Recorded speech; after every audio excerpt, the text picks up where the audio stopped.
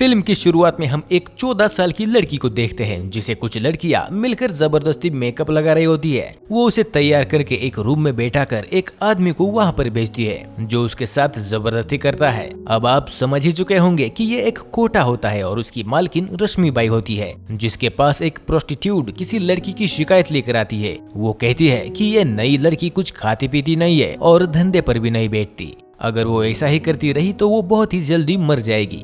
फिर वो रश्मिबाई को कहती है कि गंगूबाई को बुलाए क्योंकि वही एक ही है जो उसे समझा सकती है। फिर वहाँ पर गंगूबाई आती है और उस लड़की से पूछती है कि तुम्हें यहाँ पर किसने लाया है। जवाब में वो लड़की मुझे मेरे पति ने यहाँ पर लाकर बेच देने की बात कहती है। तभी सीन कट होकर पास्ट में जाता है जहाँ गंगूबाई को सब गंगा के नाम से जानते हैं। कमाटीपुरा से मीलों दूर काठियावाड़ी में गंगा दिल में हीरोइन बनने का ख्वाब लेकर अपनी जिंदगी बेहद खुशहाली से जी रही होती है और उसका रमणीक नाम का एक बॉयफ्रेंड भी होता है। रमणीक उसे देवानंद की फिल्म में काम मिला है ऐसा कह के अपने साथ मुंबई चलने के लिए कहता है और बिना घर वालों को बताए वो उसे बहला फुसलाकर मुंबई लेकर जाता है। वहाँ पर जाने पर रमणीक उसे एक घर में ले जाता है जहाँ उसे कहता है कि वो उसके मौसी का घर है। मगर गंगा को वहाँ पर माहौल कुछ ठीक नहीं लग रहा था, इसलिए वो रमणीक को वहाँ से चलने को कहती है। लेकिन रमणीक उसे वही बैठा कर वहाँ से निकल जाता है। जिसके बाद वो लोग गंगा को रूम में बंद करते हैं। गंगा बहुत रोती और चिल्लाती है लेकिन कोई भी दरवाजा नहीं खोलता। गंगा वहाँ पर 3 दिन तक कुछ नहीं खाती और उसके बाद कोटे की मालकिन शीला मौसी आकर उसे सब सच बताती है कि तुम्हारे बॉयफ्रेंड ने तुम्हें 1000 रुपए में बेचा है। ये सुनकर गंगा टूट जाती है और वो किसी जिंदा लाश की तरह बन जाती है। अब गंगा के पास वह धंधा करने के अलावा और कोई उपाय नहीं होता क्योंकि एक बार कोटे में आने के बाद उस पर प्रोस्टिट्यूट का धब्बा लग गया था। इसलिए वो घर जाकर अपने घर वालों को बदनाम नहीं करना चाहती थी। दिन बीत जाते हैं और वो धीरे धीरे उनके तौर तरीके सीख रही होती है। एक दिन सेठ आदमी गंगा को नया नाम दे देता है और कहता है कि तुम एक दिन पूरे कमाटीपुरा में राज करोगी। अब गंगू को वहाँ पर रहते हुए 1 साल बीत चुका था और बाकी लड़कियाँ शीला मौसी से ज्यादा गंगू की बात मानने लगी थी। एक दिन गंगू अपनी लड़कियों के साथ पिक्चर देखने जाती है जहाँ पर कुछ लड़के उन्हें परेशान करते हैं जिस पर गंगू उसे कुत्ते की तरह दौड़ डालती है। अब सीन चेंज होती है और हमें रात का सीन दिखाया जाता है जहाँ एक लड़की गंगू से अपने पापा को लेटर लिखने को कहती है। जब गंगू लेटर लिखने लगती है तो वहाँ की सारी लड़कियाँ बहुत इमोशनल हो जाती है क्योंकि उन सब लड़कियों की कहानी ऑलमोस्ट एक ही जैसी थी। अब हम देखते हैं कि सुबह के 4 बज रहे थे। तभी वहाँ उसे उसका एक आदमी आकर बताता है कि एक आदमी आया है जिसका नाम शौकीन अब्बास है और वह सिर्फ गंगू के लिए आया है और वो उसके लिए 2 गुना पैसे देने के लिए भी तैयार है। लेकिन वो शीला मौसी को ये नहीं बताता कि वो आदमी मुझे कुछ ठीक नहीं लगता। गंगू का पूरे कोठे में कंट्रोल होने की वजह से शीला मौसी उसकी अकड़ को तोड़ने के लिए मान जाती है। जिसके बाद वह गंगू को उठाती है और उसे सारी बात बताती है कि कोई उसके लिए आया है और 2 गुना पैसे देने के लिए भी तैयार है। जिस पर गंगू मान जाती है और जब गंगू उसके पास जाती है तो वह हैवान अपनी हवस मिटाने की बजाय उसे बहुत बेरहमी से मारने लगता है। वह बहुत चिल्लाती है और उसकी आवाज सुनकर सारी लड़कियां वहां आकर दरवाजे को खोलने की कोशिश करती है लेकिन वह दरवाजा खुल नहीं पाता। वह कमीना गंगू को इतनी बुरी तरह से पीटता है कि उसे अस्पताल में एडमिट करवाना पड़ता है। गंगू के साथ काम करने वाली कुछ लड़कियां शीला मौसी को बोलती है कि उस हैवान को सजा जरूर मिलनी चाहिए। मगर शीला मौसी ड्रामा करती है और कहती है कि मैं तुम लोगों को अपने बच्चों की तरह मानती हूँ। मैं नहीं चाहती कि तुम लोग किसी नई मुसीबत में पड़ जाओ। कमली जो कि गंगू के साथ ही काम करती थी वह उसे बताती है कि शौकीन अब्बास करीम लाला के लिए काम करता है और वह करीम लाला कमाटीपुरा का माफिया है जिससे पब्लिक और पुलिस दोनों भी डरते हैं। कुछ दिनों के बाद गंगा करीम लाला के पास मदद मांगने जाती है और उन्हें बताती है कि उनके आदमी शौकीन अब्बास ने उसके साथ बहुत गलत किया है लेकिन करीम लाला उसकी बातों को इग्नोर कर रहा होता है। तभी गंगू उसे अपने जख्म दिखाती है तो करीम लाला को भी यह समझ में आता है कि इसके साथ सच में बहुत बुरा हुआ है। जिसके बाद करीम लाला अपने एक आदमी बिलाल को वहाँ खड़े रहने के लिए बोलता है। फिर 1 महीने के बाद शौकीन अब्बास फिर एक बार गंगू से अपनी हवस मिटाने के लिए चला आता है। जब शीला मौसी आकर गंगू को बताती है तो गंगू उसके बातों को फिर से मान जाती है। सारी लड़कियां गंगू को वहां जाने से मना करती है लेकिन गंगू उनकी बातों को नहीं मानती क्योंकि गंगू उसे सबक सिखाना चाहती थी। इसलिए वह अपनी सहेलियों से कहती है कि वह बिलाल को जाकर बताए ताकि वह करीम लाला को बता सके। वह कमीना गंगू के साथ कुछ गलत करता है। उससे पहले ही करीम लाला वहाँ पर पहुँच जाता है और उसे पकड़ के उसका सिर गाड़ी पर पटक देता है। गंगूबाई शौकीन अब्बास से अपने हक के पैसे भी मांगने लगती है और फिर उसे गाली देकर वहाँ से चली जाती है। शीला मौसी कमजोर हो रही थी और एक दिन उसकी मौत हो जाती है। शीला मौसी की मौत के बाद गंगूबाई उसके आदमियों को वहाँ से जाने के लिए बोलती है और कहती है अब से हम अपना ख्याल खुद रखेंगे। अगले सीन में हम देखते हैं कि वहाँ की लड़कियां गंगू के लिए एक गिफ्ट लाती है जिसमें एक सफेद रंग की साड़ी थी। वो गंगू को धंधे में जाने से मना करती है। अब वो लड़कियां गंगू को अपना लीडर बनाना चाहती थी, जिसके बाद ज्यादा फोर्स करने पर वह गंगू से गंगूबाई बन जाती है। सीन कट होकर प्रेजेंट में आता है जहां गंगूबाई उस लड़की को दो ऑप्शंस देती है, पहले तो मर जाने का और दूसरा उन लोगों के साथ रहकर उनके जैसे बनने का, जिस पर वो लड़की मरने का फैसला करती है। और गंगूबाई उसके इस फैसले को सुनने के बाद बहुत इमोशनल हो जाती है और वह अपने आदमियों से कहकर उसे घर भेजती है। अब हम अगले सीन में एक टेलर चाचा को देखते हैं जो कि गंगूबाई के ब्लाउज का नाप लेने आया था और वो अपने साथ कुछ साड़ियां भी लेकर आया था। उनके साथ एक लड़का भी था जिसका नाम अफसान रज्जाक था। गंगूबाई उसे रज्जाक साहब कह के बुलाती है। टेलर चाचा बताते हैं कि यही अब आपकी ब्लाउज का नाप लिया करेगा और तो और साड़ियों का भी काम संभालेगा। अब अफसान रोज रोज गंगूबाई के कोटे के बाहर खड़ा रहने लगा था ताकि वह गंगूबाई को देख सके। उन दोनों के बीच इशारों ही इशारों में बहुत सी बातें होने शुरू हो गई थी। वह दोनों एक दूसरे के काफी करीब आने लगे थे। अफसान गंगूबाई को पूरा कमाटीपुरा घुमाने ले जाता है।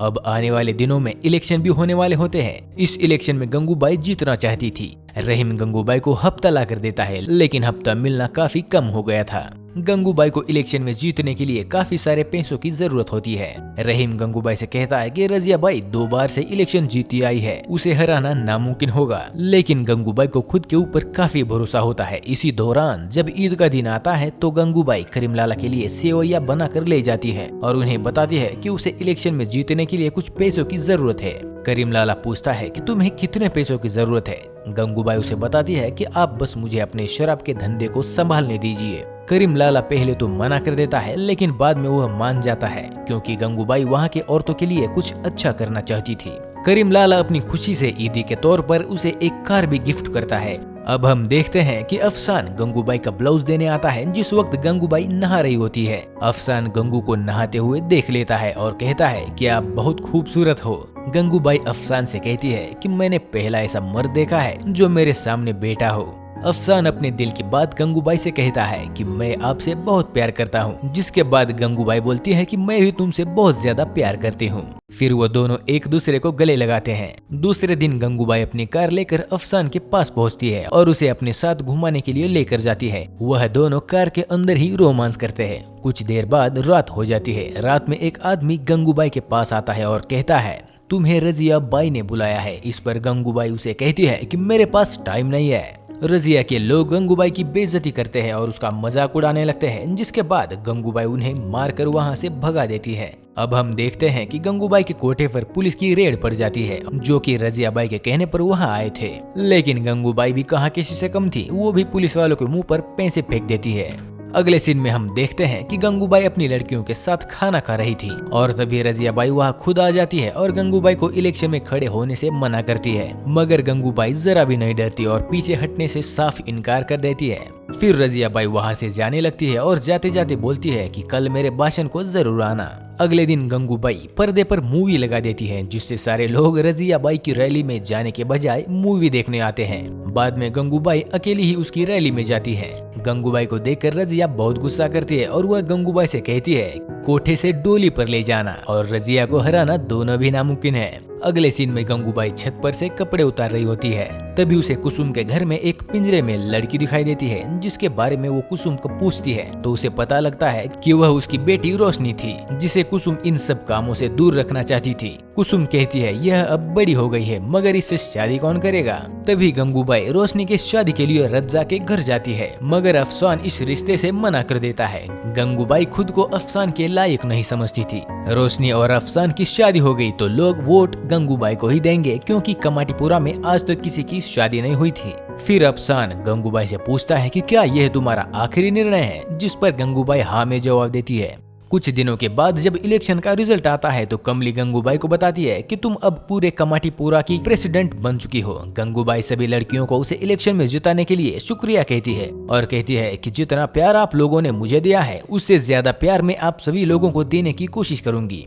अपने मोटिवेशनल स्पीच के साथ गंगूबाई सभी लड़कियों को खुश कर देती हैं। फिर गंगूबाई डेंटिस्ट के पास सोने के दांत लगवाने जाती हैं क्योंकि उसने इलेक्शन से पहले यह डिसाइड किया था कि जीतने के बाद वो सोने के दांत लगवाएगी। अब अगले सीन में हम देखते हैं कि गंगूबाई 12 साल के बाद अपने घर वालों को कॉल करती है और अपने माँ से बात करती है तो उसकी माँ उसे बताती है कि तुम्हारे पिताजी अब नहीं रहे। अपने पिताजी की मौत की खबर सुनने के बाद वह बहुत उदास हो जाती है। अब नवरात्रि शुरू हो जाती है तो कमली गंगूबाई को बताती है कि उसके पेट में एक बच्चा है जो कि अब 3 महीने का हो चुका है और वह उस बच्चे को जन्म देना चाहती थी। वह कहती है कि हमारा ख्याल रखने वाला भी कोई होना चाहिए। नवरात्रि की रात गंगूबाई करीम लाला से मिलने के लिए जाती है जहां करीम लाला उसे 2 आदमियों से मिलाते हैं जो कि कमाटीपुरा को खाली करवाना चाहते थे। करीम लाला उसे बताते हैं कि 14 नंबर गली के पीछे जो स्कूल है उनके साथ मिलकर इन्होंने कमाटीपुरा के कोटे को खाली करवाने का पिटीशन तैयार किया है। करीम लाला उसे यह भी बताते हैं कि यह लोग स्कूल के नाम पर बड़ी बड़ी बिल्डिंगें बनाना चाहते हैं। करीम लाला उन लोगों की बेइज्जती करके उन्हें वहां से भगा देता है और गंगूबाई से कहता है बिल्डर को तो मैं संभाल लूंगा मगर स्कूल वालों को तुम्हें ही संभालना पड़ेगा क्योंकि वह लोग तुम्हारे ऊपर ही केस फाइल कर सकते हैं। गंगूबाई कहती है कि मुझे इन सब चक्करों में नहीं पड़ना मगर करीम लाला उसे समझाते हैं कि तुम्हें अब अपने डर को दूर करना होगा और कमाटीपुरा के औरतों के सर से छत छीनने से बचाना होगा। थोड़ा समय बीतने के बाद कमाटीपुरा के लोग प्रोटेस्ट करना शुरू कर देते हैं। गंगूबाई मुर्दाबाद वेश्यावृत्ति बंद करो के नारे लगाने लगते हैं क्योंकि वो लोग किसी भी हाल में कमाटीपुरा को खाली करवाना चाहते थे। फिर हम स्कूल के फादर को देखते हैं जिनसे एक रिपोर्टर मिलने आता है। गंगूबाई भी वहाँ अपने एरिया की लड़कियों को लेकर उनका एडमिशन कराने के लिए जाती है। रिपोर्टर के पूछने पर पहले तो फादर इनकार करते हैं लेकिन कोई भी गंगूबाई से पंगाल नहीं लेना चाहता था, इसलिए फादर उन लड़कियों का एडमिशन अपने स्कूल में ले लेते हैं और रिपोर्टर गंगूबाई के फोटो निकाल लेता है। अगले दिन लड़कियां गंगूबाई से मिलने आती है और उसे बताती है कि स्कूल में टीचर ने उन्हें बहुत मारा है। अगले सीन में हम देखते हैं कि कमली की तबीयत बहुत खराब हो जाती है क्योंकि वह माँ बनने वाली थी। गंगूबाई उसे समझाती है कि तुम जल्द ही ठीक हो जाओगी और फिर कुछ दिनों के बाद कमली एक बच्चे को जन्म देती है लेकिन बच्चे को जन्म देने के दौरान कमली की मौत हो जाती है।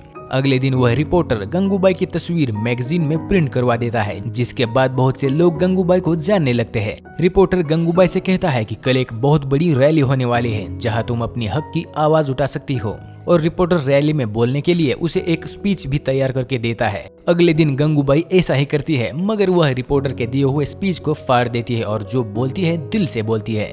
वह कहती है कि हम लोग भले ही वैश्या है मगर हमें भी समाज में जीने का हक है, हमें भी इज्जत मिलनी चाहिए और हमारे बच्चों को शिक्षा मिलनी चाहिए। गंगूबाई की स्पीच को लोग बहुत पसंद करते हैं। उसके स्पीच की वजह से उससे मिलने के लिए एक मंत्री भी आता है और वह उससे कहता है तुम मुझे सपोर्ट करके आने वाले इलेक्शन में जितवा दो।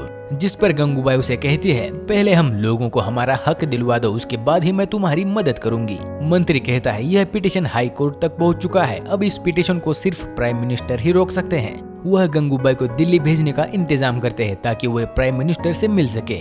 गंगूबाई दिल्ली जाकर प्राइम मिनिस्टर से मिलती है और वेश्याओं के हक में बहुत सारे डिमांड करने लगती है जिसके बाद प्राइम मिनिस्टर उसे कहते हैं कि वह एक कमेटी बनाएंगे, वहाँ इस बात पर चर्चा भी करेंगे। दोस्तों गंगूबाई महान तो नहीं थी लेकिन वह कोई शैतान भी नहीं थी। गंगूबाई का नाम इतिहास में भले ही ना हो लेकिन कमाटीपुरा की गलियां अपना इतिहास हमेशा ही याद रखेगी। सफेद साड़ी, सोने के दांत और अपनी गोल्डन हार्ट के साथ गंगूबाई ने वेश्याओं को कानूनी तौर पर एक पेशा दिलवाने की कोशिश करी थी जिसने बदनाम गलियों को भी एक नाम दे दिया था। फिल्मों के पोस्टर तो हर हफ्ते बदल दिए जाते हैं मगर गंगूबाई की पोस्टर पिछले 50 सालों से कमाटीपुरा में लगी हुई है।